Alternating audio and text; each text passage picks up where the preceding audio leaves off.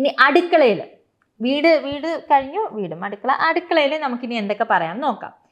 അപ്പോൾ അടുക്കളയിൽ നമ്മൾ ഹസ്ബൻഡും വൈഫും അല്ലെങ്കിൽ അച്ഛനും അമ്മയൊക്കെ കുക്ക് ചെയ്യുകയാണ്, അല്ലെങ്കിൽ നമ്മൾ അമ്മയും നമ്മളും കൂടി കുക്ക് ചെയ്യുകയാണ്.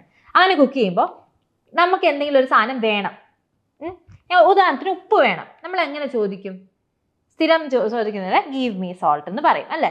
പറയരുത്. അതിന് പകരം can you pass the salt, can you pass the salt. അതിപ്പോൾ സോൾട്ട് മാത്രമല്ല, ടീച്ചർ പറഞ്ഞു can you pass the salt, അപ്പോൾ സോൾട്ടിൻ്റെ കേസ് അങ്ങനെയല്ല.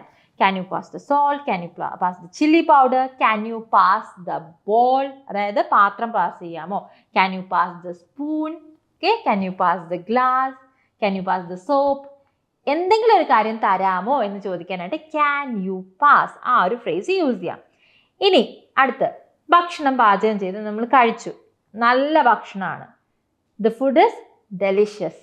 ഡെലിഷ്യസ് എന്ന് വെച്ചാൽ നല്ല ടേസ്റ്റ് ഉണ്ടെന്നാണ് അർത്ഥം. So the food is delicious, നല്ല ടേസ്റ്റ് ഉണ്ട് എന്നുള്ള അർത്ഥത്തിൽ ഡെലിഷ്യസ് എന്ന് നമുക്ക് പറയാം. ഫുഡ് ഇസ് വെരി ഗുഡ് എന്നൊക്കെ പറയുന്നതിന് പകരം ഡെലിഷ്യസ് എന്നുള്ള വാക്ക് യൂസ് ചെയ്യാം.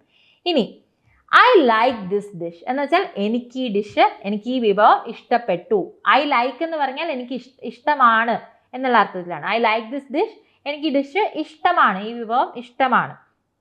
ഇനി can you chop the vegetables. Can you chop the vegetables എന്ന് വെച്ചാൽ, ചോപ്പ് എന്ന് വെച്ചാൽ എന്താ, ഇങ്ങനെ നമ്മൾ അരിയുന്നതിനാണ്. അരിയാന്ന് പറഞ്ഞാൽ കൃത്യമായിട്ട് പറയുകയാണെങ്കിൽ നമ്മൾ നുറുക്കുന്നതിന്, നല്ലപോലെ കുനുകുനാന്ന് അരിയുന്നതിനാണ് നമ്മൾ ചോപ്പ് എന്ന് പറയുന്നത്.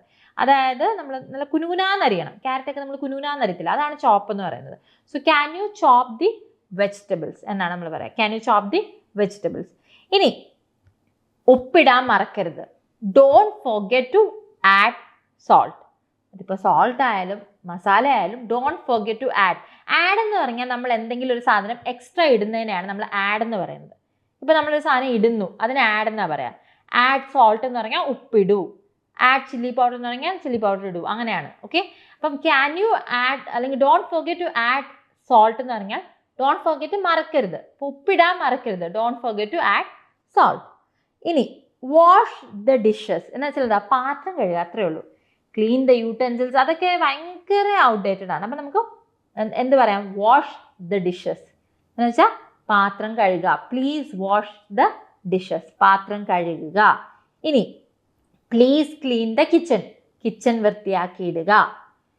ഇനി വേറൊരു നല്ലൊരു സാധനമാണ്, ഇപ്പം നമ്മൾ ചായ ഉണ്ടാക്കുകയാണ്, നമ്മൾ അത് കുറച്ച് നൈസ് ഫീലുള്ളൊരു സാധനമാണ്. നമ്മൾ ചായ ഉണ്ടാക്കുകയാണ്, അപ്പോൾ അടുത്ത ആളോട് ചോദിക്കാം, ഞാൻ ചായ ഉണ്ടാക്കുന്നുണ്ട്, നിനക്ക് വേണോ?